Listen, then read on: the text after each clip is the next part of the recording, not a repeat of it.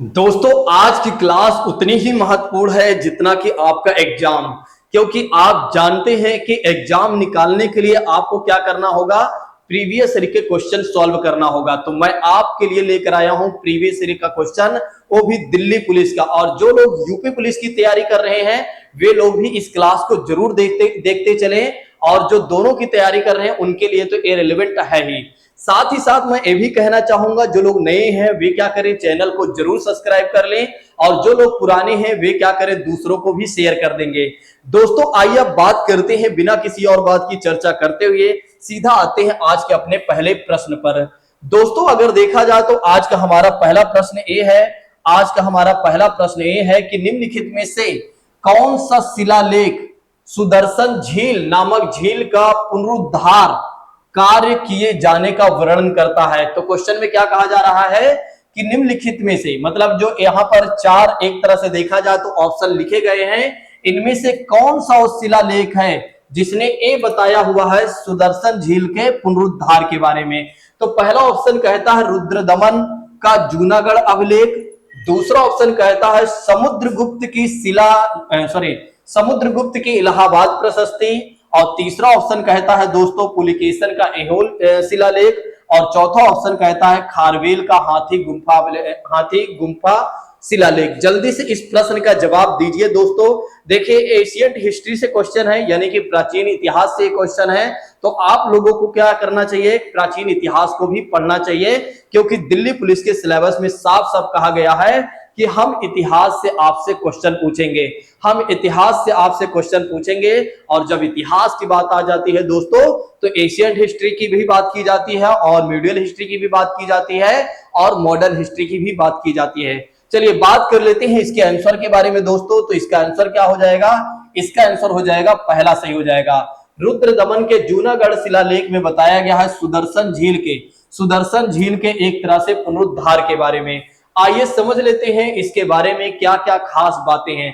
सबसे पहले बात करते हैं कि रुद्रदमन के जूनागढ़ शिलालेख से ये पता चलता है कि 150 ईस्वी में शक शासक रुद्रदमन प्रथम द्वारा सुदर्शन झील की मरम्मत करवाई गई थी। तो ध्यान रखिएगा, सुदर्शन झील की मरम्मत किसने करवाया था, तो एक तरह से अगर देखा जाए तो शक शासक जो था रुद्रदमन प्रथम ने। तो रुद्रदमन प्रथम ने क्या किया था, सबसे पहले अगर देखा जाए दोस्तों तो सबसे पहले सुदर्शन झील की मरम्मत करवाई थी। नेक्स्ट बात करते हैं, इसमें कहा गया है कि स्कंदगुप्त शासक के तहत झील की फिर से मरम्मत उसके गवर्नर प्राण दत्त ने भी की थी। तो जब एक तरह से अगर देखा जाए तो स्कंदगुप्त का भी शासन था। जब स्कंदगुप्त का शासन था दोस्तों, तो उस समय इस झील को किसने बनवाया था, यानी कि जो एक तरह से स्कंदगुप्त का गवर्नर था प्राण दत्त, उसने भी इसकी मरम्मत करवाई थी। नेक्स्ट बात करते हैं, जूनागढ़ शिलालेख को रुद्रदमन का गिरनार शिलालेख भी कहा जाता है दोस्तों, इस बात को भी ध्यान रखेगा। तो जूनागढ़ शिलालेख को रुद्रदमन का क्या कहा जाता है, गिरनार शिलालेख भी कहा जाता है। ये बातें जरूर ध्यान रखिएगा, क्योंकि ऐसे ही क्वेश्चन आपके एग्जाम में आते ही हैं दोस्तों।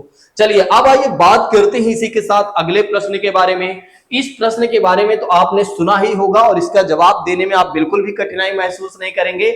मुझे विश्वास है कि इस प्रश्न का जवाब देने आप बहुत जल्दी दे देंगे। चलिए बात करते हैं इस प्रश्न के बारे में। तो प्रश्न में ये कहा जा रहा है कि सिविल आप जानते हैं ना, कहा जाता है कि भैया आपकी सिविल कहते हैं तभी आपको एक तरह से लोन वगैरह मिल पाएगा। तो सिविल के संक्षिप्त नेम से जाने वाला अभिकरण यानी कि एजेंसी निम्नलिखित में से अगर देखा जाए तो किस क्षेत्र से संबंधित है, किस एरिया से रिलेटेड है दोस्तों, जल्दी से इसका आंसर दीजिए। पहला ऑप्शन कहता है बीमा क्षेत्र से, दूसरा ऑप्शन कहता है बैंकिंग क्षेत्र से, और तीसरा ऑप्शन कहता है सरकारा क्षेत्र से, और चौथा ऑप्शन कहता है वाहन क्षेत्र से। दोस्तों इस प्रश्न का जवाब दीजिए। मुझे पता है कि इस प्रश्न का जवाब आप बहुत आसानी से दे लेंगे। जल्दी से इस प्रश्न का जवाब दीजिए, जल्दी से इस प्रश्न का जवाब दीजिए। अगर आपको लगता है तो इस वीडियो को जरूर शेयर कर दीजिएगा।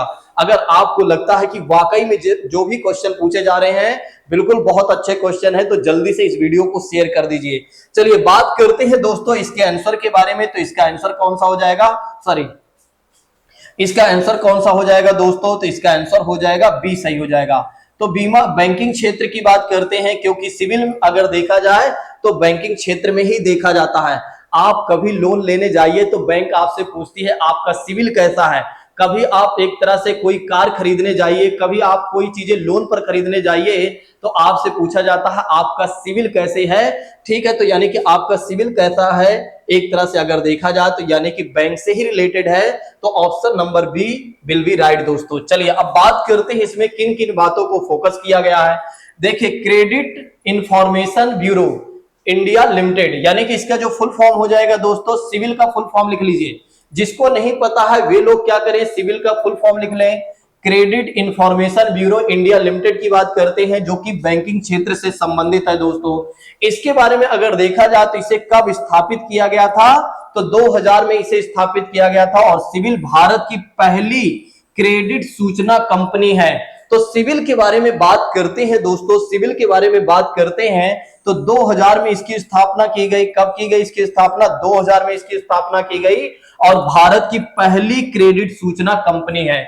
इसमें क्या कहा जा रहा है कि यह ऋण क्रेडिट कार्ड से संबंधित किसी व्यक्ति के भुगतान का रिकॉर्ड एकत्रित करता है और उसका रख रखाव भी करता है, और जिसका उपयोग क्रेडिट सूचना रिपोर्ट यानी कि CIR और क्रेडिट स्कोर बनाने के लिए किया जाता है। तो इसमें कम से कम दो बातें तो आप जरूर खास ध्यान रखिएगा।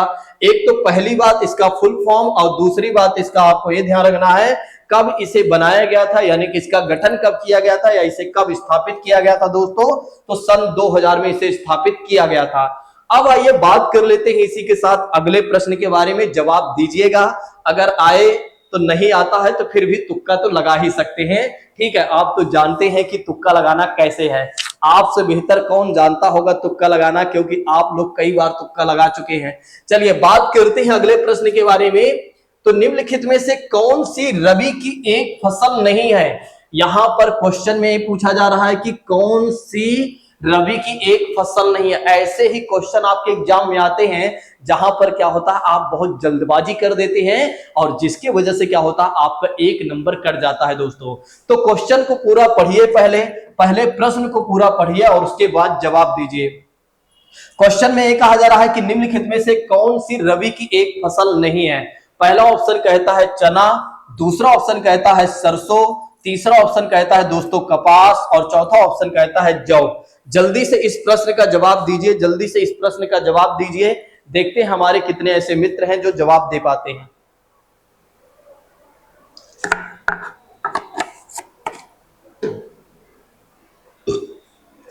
चलिए जल्दी से इसका आंसर दीजिए दोस्तों, जल्दी से दीजिए। चलिए मैं आपको बता देता हूं इसके आंसर के बारे में। तो दोस्तों इसका आंसर हो जाएगा तीसरा सही हो जाएगा। कौन सा सही हो जाएगा, तीसरा सही हो जाएगा। तो ध्यान रखिएगा रबी की कौन सी फसल नहीं है, वो है कपास। कपास रबी की फसल नहीं है। आइए अब बात कर लेते हैं कि इसमें किन किन बातों को फोकस किया गया है। देखिए कहा जा रहा है कि रबी फसल जो है सर्दियों में बोई जाने वाली और बसंत ऋतु में काटी जाने वाली कृषि फसलों को संदर्भित करती है। यानी कि रबी फसल वो है जो सर्दियों में बोई जाती है और बसंत में क्या की जाती है, बसंत ऋतु में क्या की जाती है दोस्तों, काटी जाती है। भारत में प्रमुख रबी की फसल अगर देखा जाए तो गेहूं है, और इसके बाद जौ की बात की जाती है, फिर सरसों, फिर तिल और मटर है। तो ध्यान रखिएगा भारत में अगर देखा जाए तो प्रमुख रूप से रबी की जो फसल है दोस्तों वो है गेहूं है, और इसके बाद अगर देखा जाए तो जौ है, सरसों है, तिल है और मटर है। कपास एक खरीफ फसल है। देखिए कपास रबी की फसल नहीं है, बल्कि कपास जो है खरीफ फसल है, या इसे मानसून की फसल भी कहा जाता है। इसे मानसून की फसल भी कहा जाता है दोस्तों, और जिसे बारिश यानी कि मानसून के मौसम में उगाया जाता है और काटा जाता है। तो ध्यान रखिएगा कपास के बारे में। कपास एक खरीफ फसल है, कपास एक खरीफ फसल है या मानसून की फसल है जिसे बारिश में ही उगाया जाता है यानी कि लगाया जाता है, और एक तरह से अगर देखा जाए तो मानसून में ही क्या किया जाता है यानी बारिश के मौसम में ही काटा जाता है। ये बातें आप जरूर ध्यान रखिएगा। चलिए अब आइए बात कर लेते हैं दोस्तों इसी के साथ अगले प्रश्न के बारे में, जवाब दीजिएगा। देखते हैं हमारे ऐसे कितने मित्र हैं जो इस प्रश्न का जवाब दे पाते हैं। वीडियो को शेयर करते चलिए, वीडियो को शेयर भी करते चलिए। अगर आपको लगता है कि लाइक भी करना चाहिए तो कर दीजिए, अगर आपको लगता है कि डिसलाइक करना चाहिए तो वो भी कर दीजिए। चलिए बात करते हैं अगले प्रश्न के बारे में, तो निम्नलिखित में से कौन सा जीव अपने शरीर के बाहर भोजन विखंडित करने के बाद उसे क्या कर लेता है, अवशोषित कर लेता है। तो क्वेश्चन को एक बार फिर से मैं पढ़ देता हूं ताकि आपको अच्छे तरीके से क्वेश्चन समझ में आ जाए। ऐसा कौन सा जीव है, जो यहां पर लिखे गए हैं, ऐसे कौन सा जीव है या ऐसा कौन सा जीव है जो अपने शरीर के बाहर भोजन को क्या करता है, विखंडित करने के बाद उसे अवशोषित करता है दोस्तों, उसे ऑब्जर्व कर लेता है। पहला ऑप्शन कहता है मनुष्य, दूसरा ऑप्शन कहता है अजाडिरच्चा, और तीसरा ऑप्शन कहता है राइजोपस, और चौथा ऑप्शन कहता है मैंगीफेरा। कुछ लोग तो इसका आंसर ऐसे देंगे कि ये चीजें मुझे नहीं पता है, ये चीजें पता है, जिसके बारे में मुझे नहीं पता है उसका आंसर मैं क्लिक कर देता है, यानी कि उस ऑप्शन को क्लिक कर देता हूं, वही हो सकता है सही हो। जल्दी से दोस्तों इस प्रश्न का जवाब दीजिए, कैसे भी आप टिक करिए, जैसा मन करता है वैसे टिक करिए बस, लेकिन आप टिक जरूर करिए। जिनको एक तरह से हिंदी नहीं समझ में आती है तो देख सकते हैं यहाँ पर इंग्लिश में सारी बातें लिखी गई हैं, तो वे इंग्लिश के माध्यम से या हिंदी और इंग्लिश दोनों को मिलाकर क्या कर सकते हैं, इस प्रश्न का जवाब या इसमें जितने भी प्रश्न हैं सभी प्रश्नों का भी जवाब दे सकते हैं। बहुत ही बेहतर प्रश्न है ना, जल्दी से जवाब दीजिए। देखिए ये दिल्ली पुलिस का प्रीवियस ईयर का क्वेश्चन है, ये दिल्ली पुलिस का प्रीवियस ईयर का क्वेश्चन है। ये जितने आज मैं क्वेश्चन करवा रहा हूं, यानी जितने भी मैं प्रश्न करवा रहा हूं, ये सारे प्रश्न दिल्ली पुलिस के प्रीवियस ईयर के क्वेश्चन है। अगर आपको विश्वास नहीं है तो आप क्या करिए, एक बार डाउनलोड करिए प्रीवियस ईयर के क्वेश्चन को और फिर एक बार आप मिलान कीजिए, आपको खुद पता चल जाएगा। चलिए बात कर लेते हैं दोस्तों इसके आंसर के बारे में। तो इसका आंसर क्या हो जाएगा, तीसरा सही हो जाएगा। ध्यान रखिएगा इसका आंसर कौन सा हो जाएगा, तो इसका आंसर हो जाएगा तीसरा हो जाएगा। राइजोपस की बात करते हैं तो ये वही जीव है जो अपने शरीर के बाहर भोजन को क्या कर देता है, विखंडित कर देता है, यानी कि एक तरह से उसे तोड़ता है और उसके बाद क्या करता है, अवशोषित कर लेता है दोस्तों। चलिए आइए समझ लेते हैं कि इसमें क्या क्या खास बातें हैं। राइजोपस पौधों पर सामान्य सैप्रोफाइट और कवक और जानवर पर विशेष परजीवी का एक प्रजाति है दोस्तों। मशरूम, ईस्ट और ब्रेड मोल्ड्स की तरह ही राइजोपस सैप्रोफाइट होते हैं और अपने शरीर के बाहर खाद्य सामग्री को क्या करते हैं, तोड़ते हैं। तो ध्यान रखिएगा इसमें दो खास बातें हैं, एक तो पहली बात ये याद रख सकते हैं और दूसरी बात आप याद रख सकते हैं, ठीक है। चलिए अब आइए बात कर लेते हैं दोस्तों इसी के साथ अगले प्रश्न के बारे में, जल्दी से जवाब दीजिएगा। ये प्रश्न तो आपको आता ही होगा कहीं ना कहीं, इसके बारे में तो आप जानते ही होंगे, जल्दी से इस प्रश्न का जवाब दीजिएगा। असहयोग आंदोलन के दौरान निम्नलिखित में से किस प्रांत में चौरी चौरा कांड घटित हुआ था, किस प्रांत में चौरी चौरा नामक कांड घटित हुआ था दोस्तों। पहला ऑप्शन कहता है उत्तर पश्चिमी सीमा प्रांत में, और दूसरा ऑप्शन कहता है मध्य प्रांत में, और तीसरा ऑप्शन कहता है उड़ीसा में, चौथा ऑप्शन कहता है संयुक्त प्रांत में। देखिए असहयोग आंदोलन की शुरुआत कब होती है, तो असहयोग आंदोलन की शुरुआत होती है दोस्तों 1 अगस्त 1920 को। गांधी जी के नेतृत्व में यह आंदोलन शुरुआत किया जाता है और गांधी जी की एक किताब थी दोस्तों, गांधी जी की किताब थी हिंद स्वराज। गांधी जी की एक किताब थी हिंद स्वराज। गांधी जी ने इसमें क्या कहा था, हिंद स्वराज में अगर देखा जाए, गांधी जी ने हिंद स्वराज में एक कहा था, यानी कि अपनी पुस्तक में एक कहा था कि अगर भारतीय लोग ब्रिटिश सरकार की सहयोग नहीं करेंगे, अगर भारतीय लोग ब्रिटिश सरकार के सहयोग नहीं करते हैं या नहीं करेंगे तो ब्रिटिश सरकार एक तरह से असहाय हो जाएगी, ठीक है। और जिसकी वजह से क्या होगा, ब्रिटिश सरकार को यहां से जाना ही पड़ेगा, और जब ब्रिटिश सरकार यहां से जाएगी तो कहीं ना कहीं एक तरह से अगर देखा जाए तो स्वराज हमें मिल जाएगा, यानी सेल्फ गवर्नेंस का हमें एक तरह से मौका मिल जाएगा। तो असहयोग आंदोलन की शुरुआत कब होती है दोस्तों, 1 अगस्त 1920 को होती है। ये बातें आप ध्यान रखिएगा, और गांधी जी इसके लीडर होते हैं। कौन इसके लीडर होते हैं दोस्तों, तो गांधी जी इसके लीडर होते हैं, ये बातें आप ध्यान रखिएगा। चलिए आइए अब बात कर लेते हैं इसके आंसर के बारे में। तो इसका आंसर क्या हो जाता है दोस्तों, तो इसका आंसर हो जाता है संयुक्त प्रांत, यानी कि यूनाइटेड प्रोविंस। यूनाइटेड प्रोविंस का मतलब जो एक तरह से उस समय का संयुक्त प्रांत था आज का है वो उत्तर प्रदेश दोस्तों, आज का है वो उत्तर प्रदेश, यानी कि कहने का मतलब ये है कि उत्तर प्रदेश की ही बात की जा रही है। चलिए इसमें कुछ अतिरिक्त जानकारियां हैं या जानकारी है, आइए इसके बारे में समझ लेते हैं। देखिए असहयोग आंदोलन चल ही रहा होता है, लेकिन क्या होता है 5 फरवरी 1922 को क्या होता है, चौरी चौरा कांड हो जाता है। देखिए असहयोग आंदोलन चल ही रहा होता है, लेकिन क्या होता है 5 फरवरी 1920 को क्या होता है, चौरी चौरा कांड हो जाता है। कहां पर, एक तरह से अगर देखा जाए तो चौरी चौरा नामक स्थान कहां पर है, तो गोरखपुर के जिले में अगर देखा जाए तो चौरी चौरा नामक स्थान है, जहां पर क्या हो जाता है कि जो आंदोलनकारी होते हैं, जो असहयोग आंदोलन को आगे बढ़ाते रहते हैं, पुलिस के द्वारा थोड़ा से कार्यवाही करने पर क्या होता है कि जो आंदोलनकारी होते हैं 22 पुलिस कर्मियों को सीधा ही जिंदा जला देते हैं, और जिसके वजह से क्या होता है कि एक तरह से अगर देखा जाए तो फिर इस आंदोलन को गांधी जी को एक तरह से वापस लेना पड़ जाता है। और गांधी जी क्या करते हैं, इस आंदोलन को वापस ले लेते हैं, और किसके वजह से ले लेते हैं, जब 5 फरवरी 1922 को क्या होता है, गोरखपुर जिले के एक जो स्थान है चौरी चौरा नामक स्थान, जहां पर आंदोलनकारियों के द्वारा क्या किया जाता है, 22 पुलिस कर्मियों को जला दिया जाता है, और जिसके वजह से गांधी जी इस आंदोलन को वापस ले लेते हैं। जब गांधी जी इस आंदोलन को वापस लेते हैं तो बहुत सारे बड़े बड़े दिग्गज जो नेता होते हैं, ठीक है, वे बहुत ज्यादा एक तरह से गांधी जी से गुस्से हो जाते हैं। लेकिन बाद में क्या होता है, देखिए गांधी जी जो थे ना, उनकी बातों को अगर देखा जाए तो वे दूरदृष्टि के व्यक्ति थे, ठीक है, वे तत्काल प्रभाव में रिजल्ट कभी नहीं प्राप्त करना चाहते थे, क्योंकि उन्हें पता है तत्काल में जो भी रिजल्ट मिलता है उसको बेहतर परिणाम नहीं मिलता है। जब क्या होता है कोई भी रिजल्ट लंबे समय के बाद, मतलब काम करने के बाद अगर कोई रिजल्ट मिलता है तो बेहतर मिलता है। इसीलिए गांधी जी हर बातों को समझते थे। बहुत सारे लोगों का मानना है गांधी जी बेकार हैं, बहुत सारे लोग कहते हैं गांधी जी से बेकार इंसान इस पृथ्वी पर कोई नहीं था, लेकिन जो लोग ऐसा कहते हैं मैं उन्हें मूर्ख समझता हूं। क्यों समझता हूं, क्योंकि उन्होंने गांधी जी के बारे में कभी पढ़ा ही नहीं है। अगर वे गांधी जी के बारे में वाकई में सही तरीके से पढ़ लें तो एक तरह से कहीं ना कहीं उनके बात में दिमाग में ये बातें आ जाए कि गांधी जी गलत कभी नहीं थे। बहुत सारे लोगों का मानना है कि गांधी जी की वजह से क्या होता है कि भारत में मुस्लिम रुकते हैं।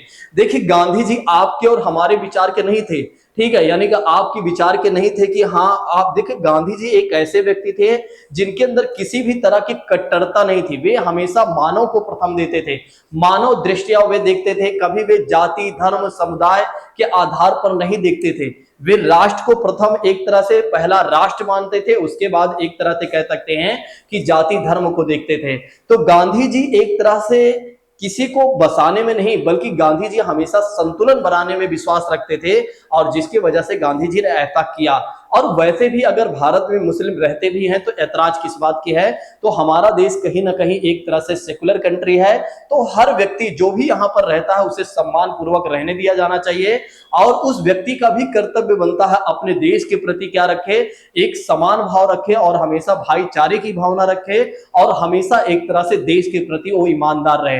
देखिए चाहे वो हिंदू हो या मुस्लिम हो, हर व्यक्ति का कर्तव्य बनता है कि वो भारत देश को आगे बढ़ाए।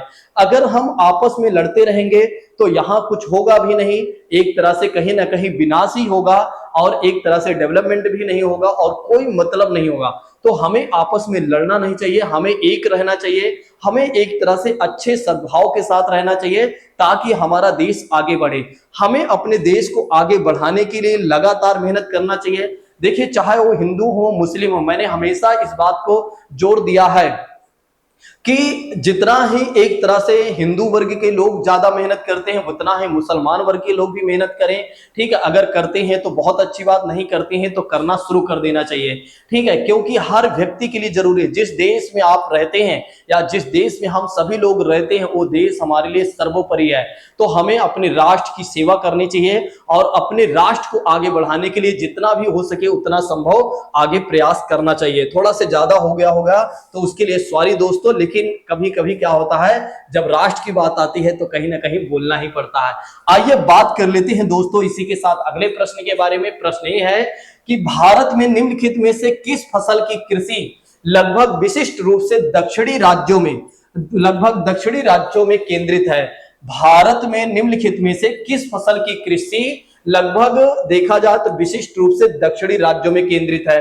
पहला ऑप्शन अगर देखा जाए तो कॉफी, दूसरा ऑप्शन कहता है चाय, तीसरा ऑप्शन अगर देखा जाए तो कपास, चौथा ऑप्शन कहता है बांस। यहां पर क्वेश्चन ए पूछा जा रहा है, ऐसे कौन सी फसल है जो ज्यादातर दक्षिण भारत की प्रमुख फसल मानी जाती है। तो दोस्तों इस प्रश्न का जल्दी से जवाब दीजिए, दोस्तों इस प्रश्न का जल्दी से जवाब दीजिए। तो आइए हम बात कर लेते हैं इसके आंसर के बारे में। तो इसका आंसर हो जाएगा दोस्तों कॉफी हो जाएगा। तो इसका आंसर क्या हो जाएगा दोस्तों, कॉफी हो जाएगा, जो कि दक्षिण भारत की अगर देखा जाए तो एक प्रमुख फसल के रूप में जानी जाती है। चलिए अब बात कर लेते हैं इसमें क्या अतिरिक्त जानकारियां हैं। भारत में कॉफी का उत्पादन दक्षिण भारतीय राज्यों में पहाड़ी इलाकों में होता है, दक्षिण राज्यों के पहाड़ी इलाकों में होता है, जिसमें अगर देखा जाए तो कर्नाटक राज्य में 53% और इसके बाद केरल में अगर देखा जाए 28% और तमिलनाडु में अगर देखा जाए तो 11% उत्पादन होता है। तो अगर आपसे क्रम में लगाने के लिए कहा जाता है या पूछा जाता है कि आप कॉफी उत्पादन में, कॉफी प्रोडक्शन में आप क्रम से लगाइए सबसे ज्यादा कहां पर उत्पादन होता है, उसके बाद कहां, उसके बाद कहां, भारत के राज्यों के दृष्टिकोण से। तो सबसे पहले आप क्या लगाएंगे, कर्नाटक के बारे में क्रम से लगाएंगे। सबसे पहले स्थान पर कौन आ जाता है दोस्तों, कर्नाटक आ जाता है। फिर उसके बाद अगर देखा जाए तो उसके बाद आ जाता है दोस्तों केरल आ जाता है, और उसके बाद अगर देखा जाए तो तमिलनाडु आ जाता है। तो उसके बाद कौन आ जाता है, तमिलनाडु आ जाता है। ये बातें आप ध्यान रखिएगा। ये वही केरल है जहां पर वास्को डिगामा पहुंचा था। 1498 की बात करते हैं तो 1498 में क्या हुआ था, एक तरह से वास्को डिगामा आया था। एक अतिरिक्त जानकारी आप और ध्यान रखिएगा। और ये वही केरल का स्थान, केरल में ही एक कालीकट जगह है, कालीकट जगह है, यहां पर क्या हुआ था, वास्को डिगामा भारत आया था दोस्तों, यानी कि केरल के कालीकट में पहुंचा था। एक अतिरिक्त जानकारी और याद रखिएगा। चलिए अब आइए बात कर लेते हैं इसी के साथ अगले प्रश्न के बारे में, जवाब दीजिएगा। प्रश्न में एक कहा जा रहा है कि भारत की संविधान का निम्नलिखित में से कौन सा अनुच्छेद या घोषणा करता है कि सर्वोच्च न्यायालय एक अभिलेख न्यायालय होगा। मतलब वो कौन सा आर्टिकल है जो ए बता रहा है, जो ए बता रहा है जो सुप्रीम कोर्ट है दोस्तों वो एक अभिलेख न्यायालय भी। अभिलेख न्यायालय का मतलब हो जाता है रिकॉर्ड वाला भी न्यायालय है। पहला ऑप्शन कहता है अनुच्छेद 129, दूसरा ऑप्शन कहता है अनुच्छेद 111, तीसरा ऑप्शन कहता है अनुच्छेद 119 और चौथा ऑप्शन कहता है कि एक तरह से अनुच्छेद 135। जल्दी से दोस्तों इस प्रश्न का जवाब दीजिए। देखते हैं हमारे कितने ऐसे मित्र हैं जो इस प्रश्न का जवाब दे पाते हैं। मुझे नहीं लगता कि इस प्रश्न का सारे छात्र जवाब दे पाएंगे, बस एक आध ही दो होंगे जो इस प्रश्न का जवाब दे पाएंगे। देखिए ऐसे में अगर देखा जाए तो इसका आंसर क्या हो जाएगा, पहला सही हो जाएगा। ध्यान रखिएगा इसका आंसर कौन सा हो जाएगा, पहला सही हो जाएगा कि आर्टिकल 129 में कहा गया है कि सर्वोच्च न्यायालय एक अभिलेख न्यायालय भी है। अभिलेख न्यायालय मतलब रिकॉर्ड वाला न्यायालय है, अभी हम समझेंगे। देखिए आर्टिकल 111 में क्या कहा गया है कि राष्ट्रपति की बात की गई है। किसके बारे में, राष्ट्रपति की बात की गई है कि राष्ट्रपति को यह अधिकार दिया गया है, वीटो पावर कह सकते हैं, वीटो पावर से रिलेटेड है कि राष्ट्रपति के बारे में अगर देखा जाए तो राष्ट्रपति क्या कर सकते हैं, जब कोई बिल लोकसभा और राज्यसभा से पास हो जाता है तो राष्ट्रपति के पास जाता है, तो राष्ट्रपति क्या कर सकते हैं, उस बिल पर सहमति दे सकते हैं, यानी उस पर हस्ताक्षर कर सकते हैं, या तो उनका मन करता है तो वे हस्ताक्षर नहीं कर सकते हैं, या वापस भेजना चाहते हैं तो वापस भेज सकते हैं दोस्तों, या अपने पास रखना चाहते हैं तो रख भी सकते हैं। वो तो वीटो पावर में है, लेकिन यहाँ पर भी वो कंडीशन लागू होती है। ठीक है, तो आर्टिकल 111 अगर देखा जाए तो कहीं ना कहीं राष्ट्रपति से रिलेटेड है, यानी कि वीटो पावर से रिलेटेड है दोस्तों। अनुच्छेद 129 की बात करते हैं तो अनुच्छेद 119 की बात करते हैं तो अनुच्छेद 119 क्या कहता है कि एक तरह से अगर देखा जाए संसद को यह अधिकार है कि वित्तीय मामलों और व्यापार से संबंधित अगर कोई कानून बनाना चाहते हैं तो संसद बना सकते हैं। आइए आप थोड़ा सा अतिरिक्त जानकारी के तौर पर इसमें देख लेते हैं। देखिए अनुच्छेद 129 में कहा गया है, अनुच्छेद 129 में कहा गया है कि सर्वोच्च न्यायालय अभिलेख न्यायालय होगा। बिल्कुल ये बातें आप जरूर ध्यान रखिएगा। सर्वोच्च न्यायालय जो है एक अभिलेख न्यायालय होगा। अभिलेख न्यायालय का मतलब हो जाता है एक ऐसी अदालत है, अभिलेख न्यायालय का मतलब हो जाता है कि सुप्रीम कोर्ट एक ऐसी अदालत है जिसमें अपील की संभावना के लिए कार्यवाही का रिकॉर्ड संग्रहित और संरक्षित भी किया जा सकता है या किया जाता है। आर्टिकल 129 में यह भी कहा गया है कि सर्वोच्च न्यायालय के पास ऐसे न्यायालय की सभी शक्तियां होंगी जिसमें स्वयं अवमानना के लिए दंडित करने की भी शक्ति दी गई होगी दोस्तों, या दी गई है, ये बातें आप ध्यान रखिएगा। चलिए अब आइए बात कर लेते हैं दोस्तों इसी के साथ अगले प्रश्न के बारे में, जवाब दीजिएगा अगले प्रश्न के बारे में। ठीक है, चलिए प्रश्न यह है कि निम्नलिखित में से किस राज्य में, निम्नलिखित में से किस राज्य में इंद्रावती नदी, एक मिनट, इंद्रावती नदी पर चित्रकूट जलप्रपात स्थित है? बहुत ही प्यारा प्रश्न है, बहुत ही प्यारा प्रश्न है, जल्दी से जवाब दीजिए। अच्छा, बहुत सारे मित्र क्या करते हैं, वीडियो को देखते रहते हैं और लेट जाते हैं और दुनिया भर के एक तरह से एक्टिविटी करते रहते हैं। ठीक है, ये सब बातें ना किया करें, इस तरह के आलसपन मत दिखाया करें। अगर आपका मन है कि इस बार आपको निकालना है और आपने ठान लिया हुआ है तो थोड़ा सा लेजीनेस हटा दीजिए। एक बार अपने मन से वो वहम निकाल दीजिए कि मुझे आराम करना है। ठीक है, आप जानते हैं आराम हराम है। जब हमारे देश को आजादी दिलानी थी तो जो हमारे देश के स्वतंत्रता सेनानी थे उन्होंने कभी नहीं आराम किया, लगातार वे स्वतंत्रता के लिए संघर्ष करते रहे, लगातार वे मेहनत करते रहे कि कैसे भारत देश को आजाद कराया जाए। उसी तरह से आपको भी मेहनत करना होगा कि कैसे दिल्ली पुलिस में सिलेक्शन लिया जाए। दोस्तों जल्दी से इस प्रश्न का जवाब दीजिए, जल्दी से इस प्रश्न का जवाब दीजिए, जल्दी से इस प्रश्न का जवाब दीजिए दोस्तों। चलिए बात करते हैं इसके आंसर के बारे में। तो दोस्तों इसका आंसर हो जाएगा छत्तीसगढ़। तो निम्नलिखित में से किस राज्य में इंद्रावती नदी पर चित्रकूट जलप्रपात स्थित है? तो दोस्तों इसका आंसर हो जाएगा, पहला सही हो जाएगा, इसका आंसर हो जाएगा दोस्तों पहला सही हो जाएगा। ठीक है, वैसे अगर देखा जाए तो एक बार हमें देखना पड़ेगा, वैसे तो पहला ही सही है, हाँ पहला ही सही है दोस्तों, ध्यान रखिएगा इसका आंसर जो हो जाएगा वो पहला सही हो जाएगा। ठीक है, चलिए अब बात करते हैं कि इसमें किन बातों पर फोकस किया गया है। कहा गया है चित्रकूट जलप्रपात छत्तीसगढ़ के बस्तर जिले में जगदलपुर के पश्चिम में स्थित इंद्रावती नदी पर एक प्राकृतिक यानी कि नेचुरल जलप्रपात है। जलप्रपात का मतलब हो जाता है वाटरफॉल दोस्तों, वाटरफॉल्स, और यह भारत में सबसे बड़ा व सबसे चौड़ा जलप्रपात है। ये बातें आप जरूर ध्यान रखिएगा। मानसून के मौसम में इसकी चौड़ाई और घोड़े की नाल के समान व्यापक आकार ले लेता है। ठीक है, और जिसके कारण इसे अक्सर भारत का नियाग्रा जलप्रपात कहा जाता है। तो ये वाला क्वेश्चन काफी बार आ चुका है कि भारत का नियाग्रा जलप्रपात कहां पर स्थित है दोस्तों, तो ध्यान रखिएगा छत्तीसगढ़ में। छत्तीसगढ़ की राजधानी क्या है, कमेंट बॉक्स में बताइएगा। छत्तीसगढ़ की राजधानी क्या है, कमेंट बॉक्स में बताइएगा।